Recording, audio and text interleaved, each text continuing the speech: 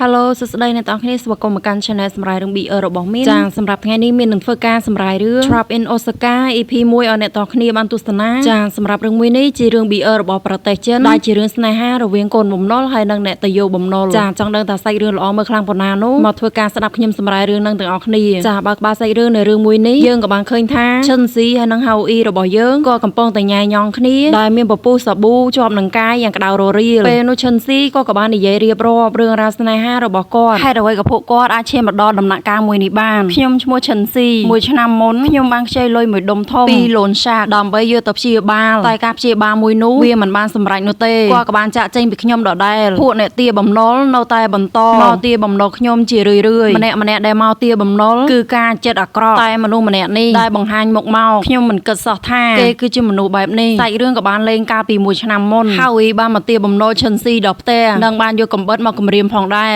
យើងបានប្រាប់ឯងហើយតើថាអវយវៈរបស់ឯងអាចបដូរជាលុយបានឈិនស៊ីនិយាយទាំងគ្មានខ្លាចអ្វីទាំងអស់ខ្ញុំគ្រាន់តែចង់ស្លាប់ទៅដោយមានកិត្តិយសពេលខ្ញុំស្លាប់ហើយលោកចង់យករាងកាយមួយនេះទៅធ្វើអីក៏បានទៅធ្វើអីស្រេចតែលោកទៅចោលការស្លាប់វាពិតជាងាយពេកហើយប្រសិនបើឯងមិនយកព្រមនោះទេកន្លែងនេះមើលទៅគ្រាន់បើដែរឈិនស៊ីអត់ខ្វល់គាត់ក៏បានសណ្ដូកដេកលើការ៉ូធ្វើមិនដឹងហើយក៏បានទាញបារីយកមកជួលោកចង់ធ្វើអីក៏ធ្វើទៅ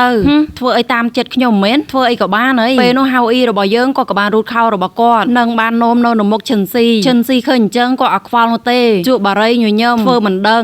ងមានតែឆ្កែប៉ុណ្ណោះដែលមកឈូននោមលើការ៉ូអញ្ចឹងនោះហៅអ៊ីខឹងក៏បានចាប់កញ្ចឹងករបស់ឈិនស៊ីនេះឯងពេលនោះទូរស័ព្ទរបស់គាត់ក៏បានរោគាត់ប្រាប់ឲ្យឈិនស៊ីនឹងបិទមាត់នៅស្ងៀមហើយក៏បានទៅនិយាយទូរស័ព្ទដែលនោះគឺបោះរបស់គាត់បានខលមកដើម្បីគម្រាមហៅអ៊ីមួយតង់ទៀតបើគាត់នៅតែទាលុយរបស់ឈិនស៊ីអត់បានទេនោះបោះរបស់គាត់នឹងកាត់តម្រងនោមនាជំនួសវិញហើយយីវាមិនដែលមកទាលុយគេសោះតែមកត្រូវគេគម្រាមតដែរនេះក្រោយពីបិទទូរស័ព្ទហើយគាត់ក៏បានទៅរុញរោគលុយពីឈិនស៊ីកុំមកលេងសើចជាមួយនឹងយើងឲ្យសោះយ៉ាងម៉េចឯងគោមែនខ្ញុំសួរឯងរោគលុយបានអត់មិត្តភ័ក្តិសាច់ញាតិម៉ែឪរបស់ឯងនៅឯណានិយាយអីបន្តិចមកលោកសុំស្ងាត់បន្តិចទៅបានអត់ហៅអ៊ីញញឹមបន្តិចក៏បានទាញកំបិតយកមកគំរាមតតែខ្ញុំយកកំបិតមកជងឯងទៅឯងប្រូមែនឈិនស៊ីជួបបារីបន្តិចក៏បានទាញយកដបស្រាមកវាយបំបែកចងអទៅហៅអ៊ីវិញហើយដៃរបស់គាត់ក៏មុតចិញ្ចៀមឯងចង់តដៃមែនណាឈិនស៊ីញញឹមបន្តិចហើយក៏បានអាកដៃរបស់ខ្លួនធ្វើឲ្យចិញ្ចៀមហៅអ៊ីភ័យខ្លាចនាយស្លាប់បាត់គ្មានអ្នកណាសងលុយក៏បានរត់ទៅមើលឯងធ្វើអីហ្នឹងឯងចិញ្ចៀមហើយគ្រាន់តែនិយាយចប់ហៅអ៊ីរបស់យើងក៏បានដួលសន្លប់ភ្លាមនៅនឹងកន្លែងកើតហេតុតែម្ដងឈិនស៊ីឡើងស្រឡាំងកាំងមួយសន្ទុះក្រោយមកយើងក៏បានឃើញថាឈិនស៊ីបានជីពីលើហៅអ៊ីហើយគាត់ថែមទាំងបានដោះអាវនាយទៀតផងពេលនោះគាត់ក៏បានអង្អែរាងកាយរបស់ហៅអ៊ីហើយក៏បានតែទៅលើមុខហៅនាយឲ្យភ្ញាក់ហៅអ៊ីពេលភ្ញាក់ឡើងឃើញឈិនស៊ីនៅលើគាត់អញ្ចឹងគាត់ក៏បានក្រវះចេញនិងបានទាញលេវអាវរបស់ខ្លួ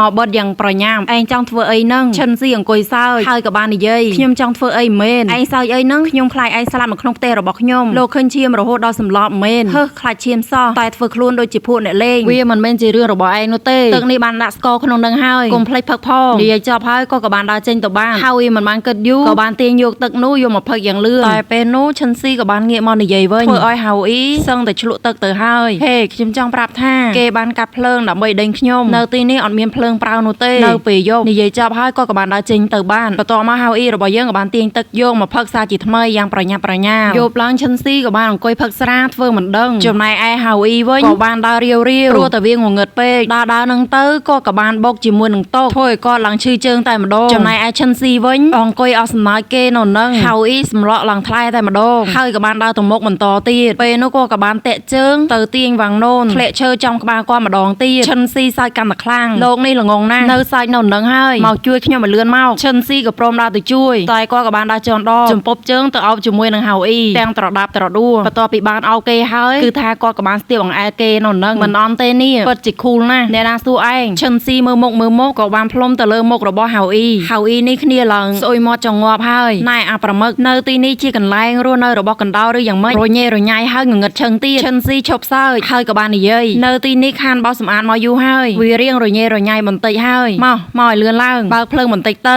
ខ្ញុំត្រូវការបន្ទប់ទឹកបានបន្ទាប់មកឈិនស៊ីរបស់យើងគាត់ក៏បានស្វែងរកភ្លើងឲ្យហៅអ៊ីរោទៅក៏បានរកឃើញនៅក្នុងថតតុកហើយគាត់ក៏បានបើកភ្លើងនេះអត់សូវភ្លឺនោះទេប្រហែលជាខានបើកយូរហើយអូខេអត់អីទេយកមកបញ្ចាំងឲ្យខ្ញុំបន្តិចមកបន្ទាប់មកហៅអ៊ីរបស់យើងគាត់ក៏បានរូតខោបញ្ចេញចោលឈិនស៊ីនេះខំជួយធ្វើជាសម្លេងដើម្បីគេឈូសចេញអីចឹងណាធ្វើជាសម្លេងផងអត់មើលគេផងពេលនោះហៅអ៊ីក៏បានថាឲ្យណែឯងឈោចិត្តយើងពេកហើយឈិនស៊ីក៏បានទម្លាក់ភ្លើងណែមិនក៏ឯ ឯងទម្លាក់ភ្លើងចុះទៀតហើយវាងងឹតដឹងអត់ឯងគួរឲ្យរំខានណាចង់ខ្ញុំនៅត្រង់នេះឬចេញទៅឈិនស៊ីប្រុងនឹងដើរចេញទៅហើយតែហៅអ៊ីក៏បានខាត់អូខេនៅនឹងក៏បានដែរលោកជាអ្នកនិយាយទេណាណែតម្រងនោមរបស់លោកឯងមានបញ្ហាមែននេះឯងសម្លឹងមើលមកយើងពេលដែលយើងនោមមែនហើយមិនឲ្យយើងតាមតឹងបានយ៉ាងម៉េចអ្នកណាចង់មើលលោកទៅឈប់និយាយដើមគ្រប់ពេលខ្លះទៅលោកនិយាយអញ្ចឹងប៉ុន្មានដងហើយគិតថាធ្វើអញ្ចឹងមើលទៅវាអេមែនហៅអ៊ីនោមធ្វើមិនដឹងឈិនស៊ីនិយាយទាំងធុញទ្រាំគ្រាន់តែនោមក៏មិនចេះនោមផងតើលោកអាចធ្វើអ្វីបានទៅមកចាំខ្ញុំជួយឈិនស៊ីនិយាយព្រមទាំងចូលទៅជួយឯងចេះឆ្ងាយទៅឯងស្ដាប់ណា